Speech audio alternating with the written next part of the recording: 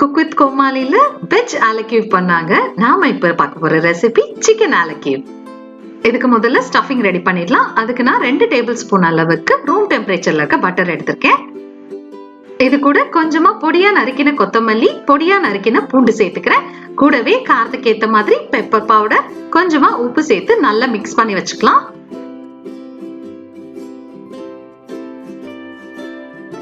அடுத்து chicken breast piece நல்லா wash பண்ணிட்டு இது போல தின்னா கட் பண்ணி வச்சிருக்கேன்.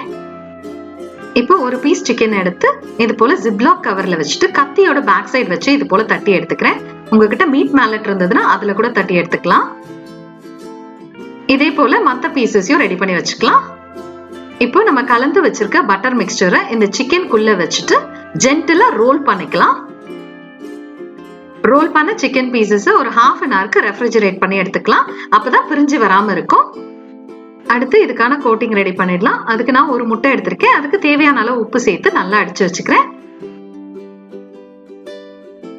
இன்னொரு பவுல்ல 2 ஸ்பூன் அளவுக்கு மைதா, கொஞ்சமா உப்பு, கொஞ்சம் மிளகுத்தூள் சேர்த்து மிக்ஸ் பண்ணி எடுத்துக்கிறேன்.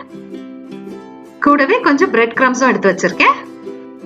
இப்போ நம்ம சிக்கன் பீசஸ் ஒவ்வொன்னா கோட் பண்ணிடலாம்.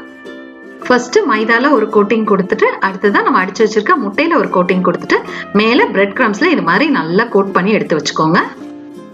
இது அப்படியே 15 நிமிஷத்துக்கு ஃப்ரிட்ஜ்ல வச்சு எடுத்துக்கோங்க. சோ தட் பிரெட் கிரம்ஸ் எதுவும் உதிராம வரும். அடுத்து இது பொரிச்சு எடுக்கிறதுக்கு எண்ணெய் வச்சிருக்கேன். எண்ணெய் மீடியம் ஃப்ளேம்ல இருக்கணும், இல்லைன்னா மேல கரிஞ்சிரும், உள்ள வேகாம நின்னுடும். நல்லா இது போல ஃப்ரை ஆகி பிரவுன் கலர்ல வந்த உடனே எடுத்துடலாம். இது பொரிச்சு எடுக்கும் போதே பட்டர் கார்லிக்கோட ஃபிளேவர் அட்டகாசமா இருக்கும். இதை இப்ப கட் பண்ணி காமிக்கிறேன். இது கட் பண்ணும் போதே பட்டர் நல்லா ஊஸ் அவுட் ஆகும். இது ஒரு அட்டகாசமான ஸ்நாக் ரெசிபி, நல்ல ஃபிளேவர்ஃபுல்லா இருக்கும். கண்டிப்பா நீங்களும் வீட்ல ட்ரை பண்ணி பாருங்க.